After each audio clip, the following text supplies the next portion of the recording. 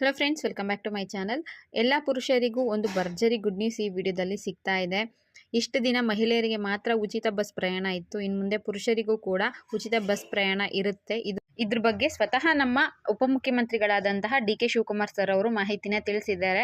ಹಾಗಿದ್ರೆ ಯಾವತ್ತಿಂದ ನಮಗೆ ಫ್ರೀ ಪ್ರಯಾಣ ಇರುತ್ತೆ, ಆಧಾರ್ ಕಾರ್ಡ್ನ ತೋರಿಸಿ ಗಂಡಸರು ಯಾವಾಗ ಟಿಕೆಟ್ಗೆ ಹಣ ಕೊಡದೆ ಪ್ರಯಾಣ ಮಾಡಬಹುದು ಅನ್ನೋ ಕಂಪ್ಲೀಟ್ ಕ್ಲಾರಿಫಿಕೇಶನ್ ಮತ್ತು ಇನ್ಫಾರ್ಮೇಷನ್ ಈ ವಿಡಿಯೋದಲ್ಲಿ ಸಿಗುತ್ತೆ.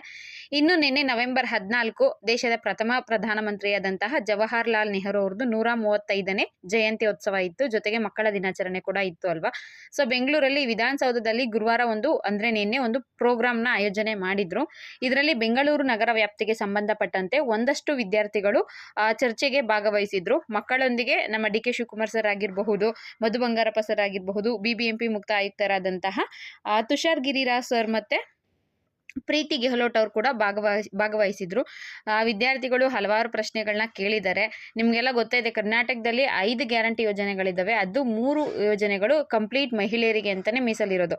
ಗೃಹಲಕ್ಷ್ಮಿ 2,000 ರೂಪಾಯಿ ಹಣ ಏನು ಬರ್ತಾ ಇದೆ ಅದು ಮಹಿಳೆಗೆ, ಮನೆಯ ಯಜಮಾನಿ ಕತೆಗೆ ಹೋಗ್ತಾ ಇದೆ. ಅನ್ನಭಾಗ್ಯ ಯೋಜನೆಯ ಹಣ ಕೂಡ 99% ಮಹಿಳೆಯರ ಅಕೌಂಟ್ಗೆ ಹೋಗ್ತಾ ಇರೋದು. ಯಾಕಂದರೆ ಗೃಹಲಕ್ಷ್ಮಿ ಹಣಕ್ಕೋಸ್ಕರ ಮನೆಯ ಯಜಮಾನಿಯಾಗಿ ಮಹಿಳೆನೇ ಇರಬೇಕು. ಸೊ ರೇಷನ್ ಕಾರ್ಡಲ್ಲಿ ಮನೆಯ ಯಜಮಾನಿ ಮಹಿಳೆಯರೇ ಆಗಿರ್ತಾರೆ. ಅದರಲ್ಲಿ ಒಬ್ಬ ವ್ಯಕ್ತಿಗೆ 170 ರೂಪಾಯಿ ಅಂತೆ. 5 ಜನ ಇದ್ರೆ 850 ರೂಪಾಯಿ ಹೋಗುತ್ತೆ. 4 ಜನ ಇದ್ರೆ ಅದಕ್ಕೊಂದಷ್ಟು ಅಮೌಂಟ್ 680 ರೂಪಾಯಿ ಏನೋ ಹೋಗುತ್ತೆ. ಅದು ಕೂಡ ಮಹಿಳೆಯರ ಖಾತೆಗೆ ಹೋಗುತ್ತೆ. ಇನ್ನು ಶಕ್ತಿ ಯೋಜನೆ ಉಚಿತ ಬಸ್ ಪ್ರಯಾಣ ಏನಿದೆ ಅದು ಕೂಡ ಮಹಿಳೆಯರಿಗೆ ಮಾತ್ರ ಕಂಪ್ಲೀಟ್ ಫ್ರೀ ಆಗಿ ಇದೆ. ಅದಕ್ಕೆ ಯಾವುದೇ ರೀತಿಯ ಹಣನ ಮಹಿಳೆಯರು ಕೊಟ್ಟು ಪ್ರಯಾಣ ಮಾಡೋ ಅಂತಿರಲಿಲ್ಲ. ಗಂಡಸರು ತುಂಬ ಜನ ಬೇಜಾರು ಮಾಡ್ಕೊತಾ ಇದ್ರು, ನಾವೇನು ಕಾಂಗ್ರೆಸ್ ಓಟ್ ಹಾಕಿರ್ಲಿಲ್ವಾ, ಬರೀ ಮಹಿಳೆಯರು ಅಷ್ಟೇನ ಓಟ್ ಹಾಕಿದ್ದು, ಅವ್ರಿಗೆ ಮಾತ್ರ ಎಲ್ಲ ಫ್ರೀ ಕೊಟ್ಟಿದ್ದಾರೆ, ನಮಗೇನು ಕಾಂಗ್ರೆಸ್ ಸರ್ಕಾರದಿಂದ ಲಾಭ ಸಿಕ್ಕಿಲ್ಲ, ಅವರೇನು ನಮಗೆ ಒಳ್ಳೇದು ಮಾಡಿಲ್ಲ, ಬರೀ ಲೇಡೀಸಿಗೆ ಮಾತ್ರ ಸಹಾಯ ಮಾಡಿಬಿಟ್ರು ಅಂತ ಕಂಪ್ಲೇಂಟ್ಗಳು ಇತ್ತು. ಎಷ್ಟೋ ಜನ ಮನಸ್ಸಲ್ಲಿ ಅಂದ್ಕೊಂಡ್ರು, ಬಟ್ ಅದನ್ನು ಡೈರೆಕ್ಟಾಗಿ ಹೇಳೋಕ್ಕೆ ಅಥವಾ ಸರ್ಕಾರದ ಮಟ್ಟಿಗೆ ಮುಟ್ಸೋಕ್ಕೆ ಸಾಧ್ಯ ಆಗಿರಲಿಲ್ಲ. ಅಂತ ಒಂದು ದೊಡ್ಡ ಕೆಲಸನ ಈಗ ಒಬ್ಬ ಚಿಕ್ಕ ಹುಡುಗ ಮಾಡಿದ್ದಾನೆ. ಹೌದು, ನಿನ್ನೆ ಮಕ್ಕಳ ದಿನಾಚರಣೆ ಪ್ರಯುಕ್ತ ವಿಧಾನಸೌಧದಲ್ಲಿ ಏನೊಂದು ಪ್ರೋಗ್ರಾಮ್ ನಡೀತಾ ಇತ್ತು. ಅದರಲ್ಲಿ ಮಕ್ಕಳು ಯಾರು ಏನು ಬೇಕಿದ್ರು ಪ್ರಶ್ನೆನ ಕೇಳೋಕ್ಕೆ ಒಂದು ಅವಕಾಶನ ಕಲ್ಪಿಸಿದ್ರು. ಒಂದಷ್ಟು ಜನ ವಿದ್ಯಾರ್ಥಿಗಳು ಅವ್ರದ್ದೇ ಆದಂತಹ ಬೇರೆ ಬೇರೆ ರೀತಿಯ ಕ್ವಶನ್ಸ್ನ ಕೇಳಿದ್ದಾರೆ. ಒಬ್ಬ ಹುಡುಗ ವಿದ್ಯಾಸಾಗರ್ ಅನ್ನೋರು, ನಾನು ಈ ರಾಜ್ಯದ CM ಆಗಬೇಕು, ಇದಕ್ಕೆ ಏನು ಮಾಡಬೇಕು ಅಂತ ಕೇಳಿದ್ದಾನೆ. ತುಂಬ ಇಂಟ್ರೆಸ್ಟಿಂಗ್ ಅನ್ನಿಸ್ತು. ಅದಕ್ಕೆ ಡಿ.ಕೆ. ಶಿವಕುಮಾರ್ ಸರ್ ಪ್ರಜಾಪ್ರಭುತ್ವದಲ್ಲಿ ಯಾರು ಏನು ಬೇಕಾದರೂ ಆಗಬಹುದು, ನೀನೇನೋ CM ಆಗಬೇಕು ಅಂದ್ಕೊಂಡ್ರೆ ಒಳ್ಳೆ ನಾಯಕತ್ವ ಗುಣನ ಬೆಳೆಸ್ಕೊ ಅಂತ ಹೇಳಿದ್ದಾರೆ. ಇನ್ನೊಬ್ಬ ಹುಡುಗ ತುಂಬ ಇಂಪಾರ್ಟೆಂಟ್ ಅನ್ನಿಸ್ತು ನನಗೆ. ಒಂದಷ್ಟು ಪುರುಷರ ಪರವಾಗಿ ಇವ್ನು ಮಾತಾಡಿದ್ದಾನೆ ಅನ್ನಿಸ್ತು. ಏನು ಕೇಳಿದ್ದಾನೆ, ಅವನು ಯಾವ ಊರು ಅಂತ ನೋಡೋದಾದರೆ ನೀಲಸಂದ್ರದ BBMP ಪ್ರಾಥಮಿಕ ಶಾಲೆ 7ನೇ ತರಗತಿ ವಿದ್ಯಾರ್ಥಿ. ಅವನ ಹೆಸರು ಬಂದು ಚರಣ್ ಅಂತ. ಅವ್ರು ಕೇಳಿರೋದು ಪ್ರಶ್ನೆ ಬಂದ್ಬಿಟ್ಟು, ಸರ್ ಶಕ್ತಿ ಯೋಜನೆ ಅಂತ ಜಾರಿಗೆ ತಂದಿದ್ದೀರಾ, ಫ್ರೀ ಬಸ್ಸಲ್ಲಿ ಪ್ರಯಾಣ ಮಾಡೋವಂಥದ್ದು. ಈ ಯೋಜನೆಯಿಂದ ನಮ್ಮ ಅಕ್ಕಂಗೆ, ಅಮ್ಮಂಗೆ, ತಂಗಿಗೆ, ನನ್ನ ಫ್ರೆಂಡ್ಸ್ಗೆ ಎಲ್ರಿಗೂ ಕೂಡ ಹೆಲ್ಪ್ ಆಗ್ತಾ ಇದೆ. ನಮ್ಮ ಮನೇಲಿ ಎಲ್ಲರೂ ಎಲ್ಲಾದರೂ ಹೋಗಬೇಕಾದ್ರೆ ಫ್ರೀ ಬಸ್ ಇದೆ ಅಂತ ಅವ್ರನ್ನೆಲ್ಲ ಕರ್ಕೊಂಡು ಹೋಗ್ತಾರೆ. ಅಂದರೆ ನನ್ನ ಅಕ್ಕನ ತಂಗಿನ ಎಲ್ಲ ಕರ್ಕೊಂಡು ಹೋಗ್ತಾರೆ, ನಮ್ಮನ್ನೆಲ್ಲೂ ಕರ್ಕೊಂಡು ಹೋಗಲ್ಲ. ಗಂಡು ಮಕ್ಕಳಿಗೋಸ್ಕರ ಯಾವುದೇ ರೀತಿಯ ಯೋಜನೆ ಇಲ್ವಾ ಅಂತ ಕೇಳಿದ್ದಾನೆ. ಸೊ ಇದಕ್ಕೆ ಆನ್ಸರ್ ಮಾಡಿರುವಂತಹ ನಮ್ಮ ಡಿ.ಕೆ. ಶಿವಕುಮಾರ್ ಸರ್ ಅವರು, ಇದ್ರ ಬಗ್ಗೆ ನಾವು ಮತ್ತೆ ಸರ್ಕಾರದ ಹತ್ರ ಒಂದು ಬಾರಿ ಚರ್ಚೆನ ನಡೆಸ್ತೀನಪ್ಪ. ಒಂದು ವಯೋಮಾನದವರೆಗಿನ ಗಂಡು ಮಕ್ಕಳಿಗೆ ಉಚಿತ ಪ್ರಯಾಣ ಕಲ್ಪಿಸೋಕೆ, ಅಂದರೆ ಅವರು ಕೂಡ ಆಧಾರ್ ಕಾರ್ಡ್ನ ತೋರಿಸಿ ಉಚಿತವಾಗಿ ಪ್ರಯಾಣ ಮಾಡೋದಕ್ಕೆ ಅವಕಾಶನ ಕಲ್ಪಿಸ್ತೀನಿ, ಸಚಿವ ಸಂಪುಟದಲ್ಲಿ ಇದ್ರ ಬಗ್ಗೆ ಚರ್ಚೆನ ಮಾಡ್ತೀನಿ ಅಂತ ಮಾತನ್ನ ಕೊಟ್ಟಿದ್ದಾರೆ. ಒಂಥರ ಗಂಡಸರು ಕೂಡ ಇನ್ನು ಮುಂದೆ ಖುಷಿಯಾಗಿರಬಹುದೇನೋ. ಒಂದು ವಯೋಮಾನದವರೆ ಅಂದರೆ ಕಂಪ್ಲೀಟ್ ಎಲ್ರಿಗೂ ಕೂಡ ಫ್ರೀ ಇದೆಯಲ್ಲ ಮಹಿಳೆಯರಿಗೆ, ಅದೇ ರೀತಿ ಹುಡುಗರು ಕೂಡ ಎಲ್ಲರೂ ಫ್ರೀಯಾಗಿ ಓಡಾಡಬಹುದು ಅಂತ ರೂಲ್ಸ್ ತರೋದು ಸ್ವಲ್ಪ ಡೌಟ್ ಇದೆ.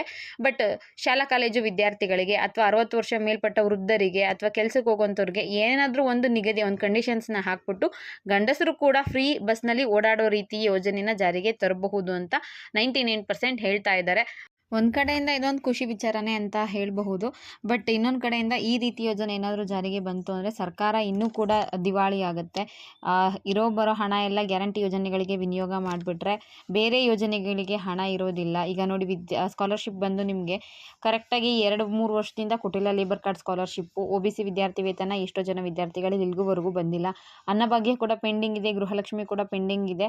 ಹೊಸ ಯೋಜನೆಗಳನ್ನ ಜಾರಿಗೆ ತರೋದ್ರ ಬಗ್ಗೆ ಸರ್ಕಾರ ಒಂದು ಸ್ವಲ್ಪ ಯೋಚನೆ ಮಾಡಬೇಕು ಅಂತ ತುಂಬ ಜನ ಕಮೆಂಟ್ ಮಾಡ್ತಾಯಿದ್ರು.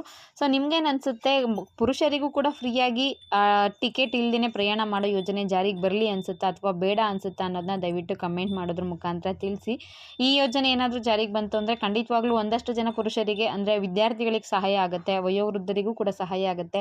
ಒಂದೂರಿಂದ ಇನ್ನೊಂದು ಊರಿಗೆ ಪ್ರತಿದಿನ ಕೂಡ ಕೂಲಿ ಕೆಲಸಕ್ಕೋಸ್ಕರನೋ ಅಥವಾ ಬೇರೆ ಬೇರೆ ಕೆಲಸಗಳಿಗೆ, ಕೆಲವರು ಗಾರೆ ಕೆಲಸಕ್ಕೆ ಹೋಗ್ತಾ ಇರ್ತಾರೆ, ಕೆಲವರು ಪೇಂಟಿಂಗ್ ಕೆಲಸಕ್ಕೆ ಹೋಗ್ತಾ ಇರ್ತಾರೆ.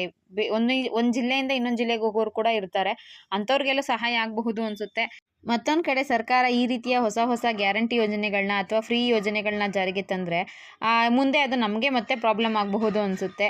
ಹಣದ ಕೊರತೆ ಎದುರಾದಾಗ ಮತ್ತೆ ಅವರು ಬೆಲೆ ಏರಿಕೆ ಮಾಡ್ತಾರೆ. ಅದ್ರದ್ದೆಲ್ಲ ನಾವೇ ಕಟ್ಟಬೇಕಾಗತ್ತೆ. ಟ್ಯಾಕ್ಸು, ಇನ್ಕಮ್ ಟ್ಯಾಕ್ಸ್, ಅದು ಇದು ಅಂತ ಮತ್ತೆ ಎಲ್ಲಾದರೂ ರೇಟ್ ಜಾಸ್ತಿ ಆಗುತ್ತೆ. ಮತ್ತೆ ಅದು ಎಲ್ಲೋ ಒಂದು ಕಡೆ ಫ್ರೀಯಾಗಿ ಕೊಟ್ಟು ಮತ್ತೊಂದು ಕಡೆ ಅದನ್ನು ಇಸ್ಕೋತಾರೆ ಅಂತ ಕೂಡ ಅನಿಸುತ್ತೆ.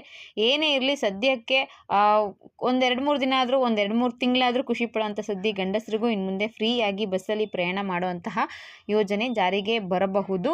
ಆದರೆ ಇಲ್ಲಿವರೆಗೂ ಅದು ಬಂದಿಲ್ಲ. ನಾಳೆಯಿಂದನೋ ಅಥವಾ ನಾಡಿದ್ದಿಂದನೋ ಆಧಾರ್ ಕಾರ್ಡ್ ತೊಗೊಂಡು ಹೋಗಿ ಡಿ ಕೆ ಶಿವಕುಮಾರ್ ಹೇಳಿದಾರಂತಲ್ಲ, ಇನ್ನು ಮುಂದೆ ನಾವು ಫ್ರೀಯಾಗಿ ಓಡಾಡ್ತೀವಿ ಅಂತ ಯಾರೂ ತೋರ್ಸೋಕೆ ಹೋಗಬೇಡಿ.